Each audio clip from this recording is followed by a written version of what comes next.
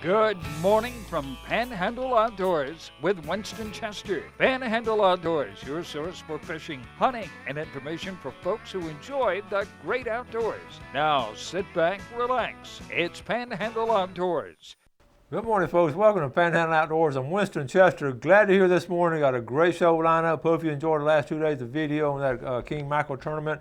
Had a great time. You can see in the video it was 2 rough days, but we certainly managed to enjoy it. And I'm going to talk tomorrow about how much money they raised and all. But first, let's do our weather brought to us by Haney Technical Center at the corner of Baldwin and Highway 77.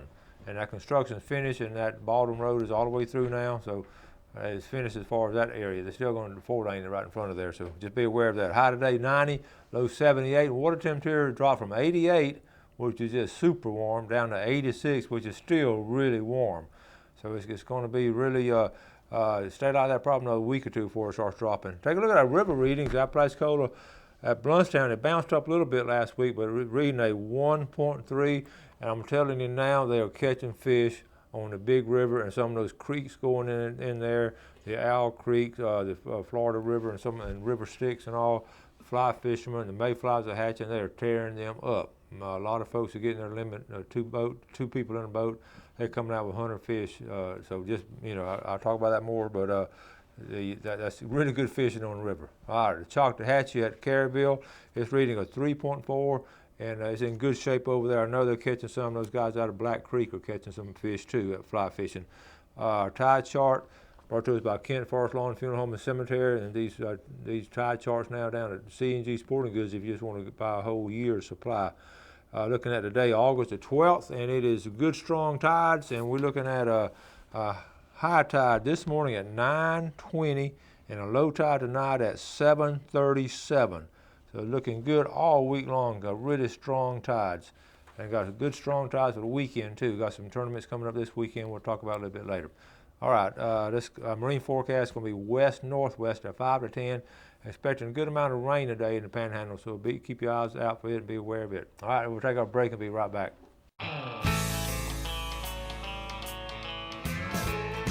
All right, welcome back. Senator Ronnie Groom. Good morning. Good morning, buddy.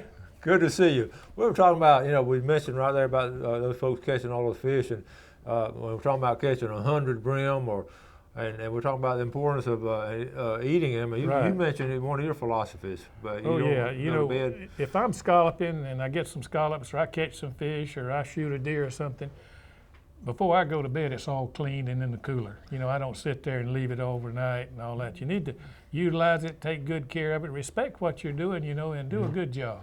And I think we can speak on behalf, because of all the outdoorsmen here in Florida Panhandle, we all feel the same. We're going to, whatever we take out of the woods or the water, we're going to eat. We're going to use it, right. Yeah. We're not out there just to kill things. No. I get so upset sometimes at the news media, how they report things, and we're out there enjoying things.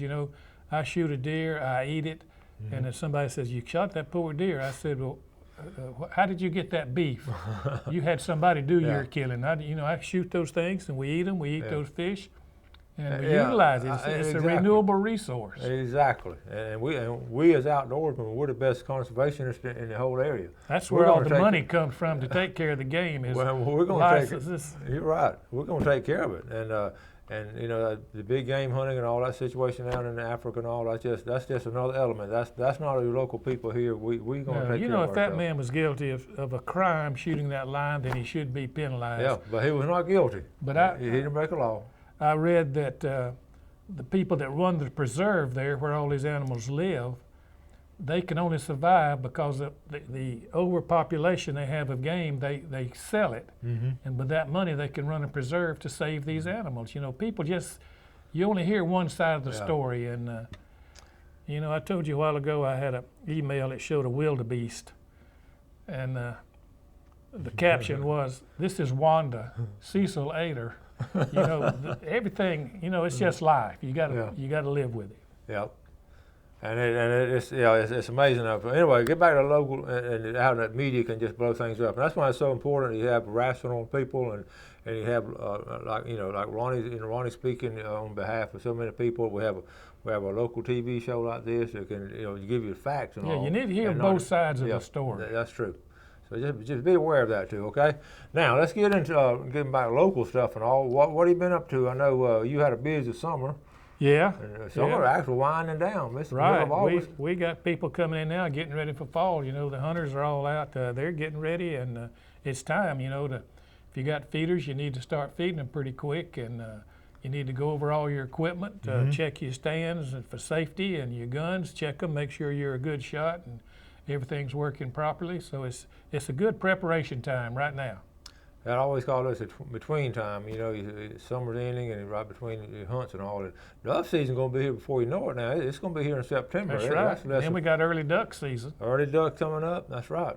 And in the hunting season, you know, we got archery, black powder, and gun season, and it's just a good time of the year. You know, I just love October, November. They're the prettiest months of the year to me. Yeah, it's special. It's special. Now you brought some stuff from the store. What all you got today? I got a Huey Man saw. If you watch the hunting channels much, you'll see this saw. It's a very compact little saw. It locks together here. You got a saw blade here, a very good saw blade that you can use just, you know, as a regular saw. And it's got you can put it on here, and this extends out 5 foot. Oh, cool. And we have another model that extends out 10 foot. And if you're a deer hunter, you've got to cut shooting lanes. You know, you've got to have a place to get your bullet or your arrow through. So this works really good for that. And not only for hunters, just for your yard, you know, to trim the limbs around your house and everything. It's just a very good saw.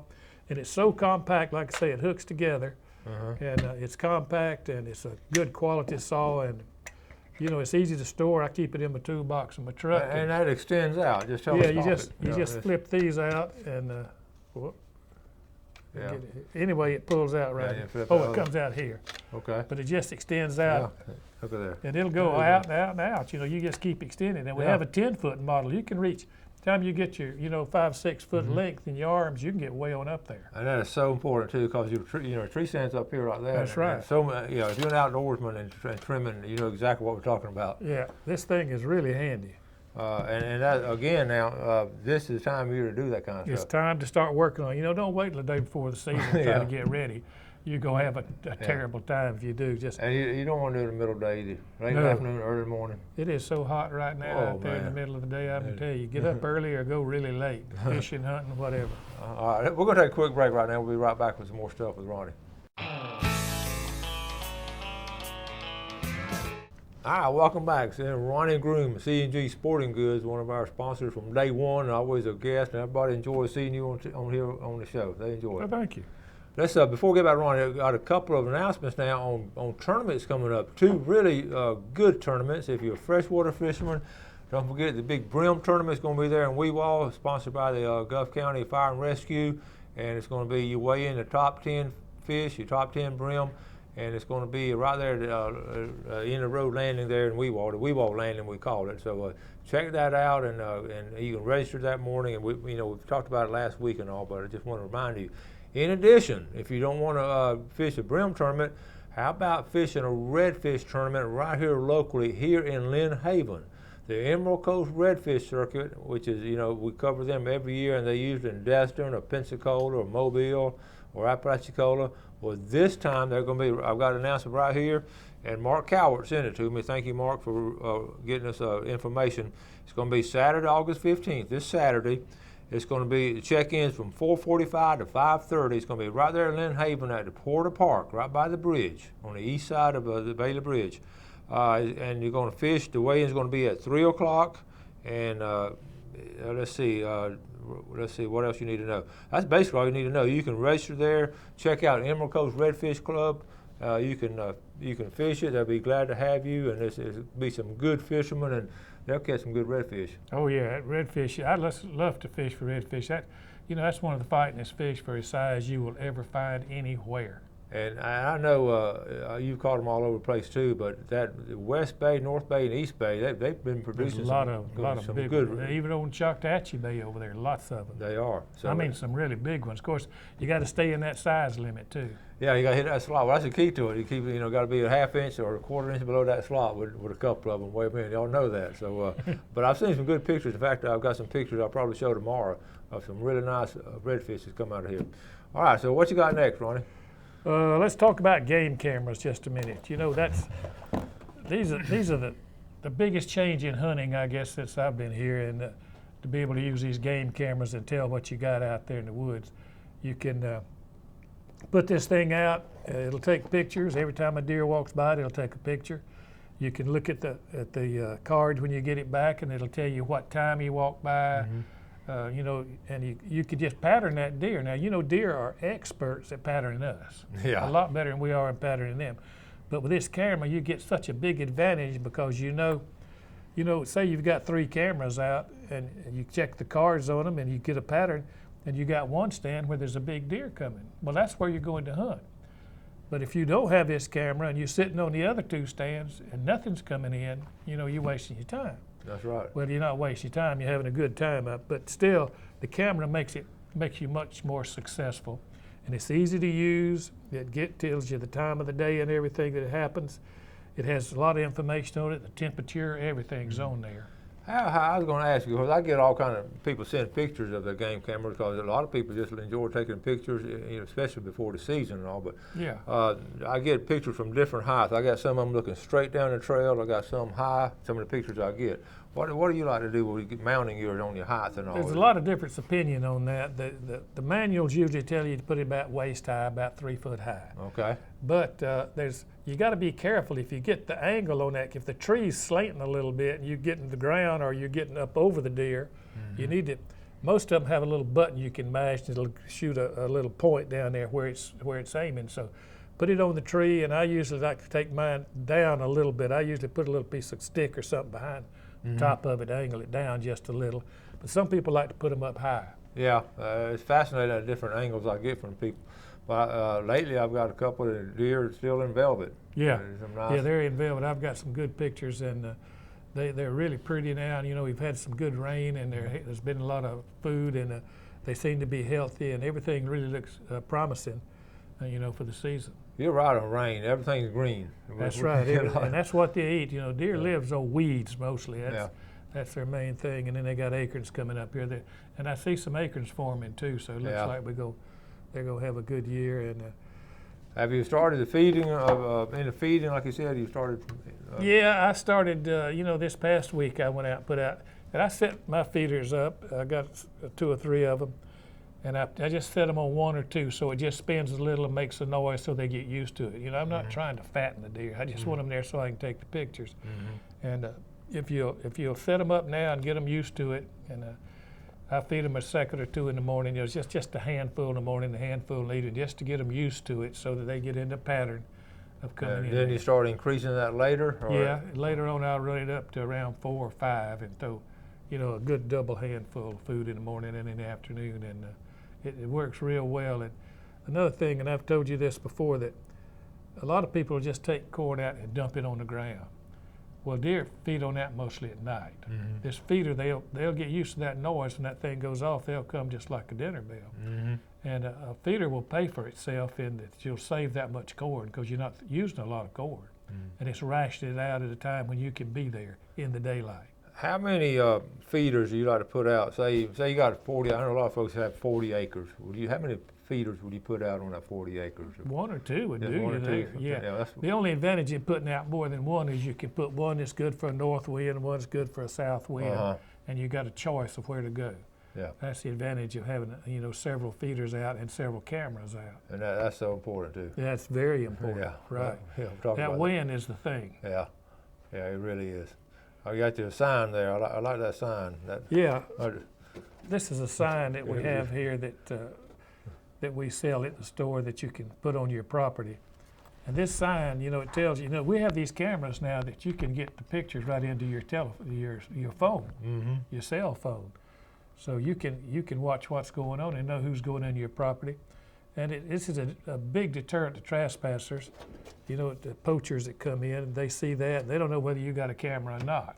And surveillance now is so important. That's right. And you know, we sell a lot of these cameras to people just for surveillance, not for hunting. Well, for at home. Right, or people just want to get pictures of wildlife. And, you know, we've had people, I know a guy had a junkyard and people were stealing stuff, and he put it up. And I know another guy that had people leaving junk in his place, and tearing up fences and so forth. And you because it's dated and you got a picture. I mean, it's all the proof you need to convict somebody of a crime. Yeah, they've come a long way. Yeah, they have. They're really nice. They're really fascinating. nice. And it's all because of the cell phone. That cell phone is revolutionary. That cell phone and game cameras. Yeah, it has. All right, we're going to take a final break and we'll be right back.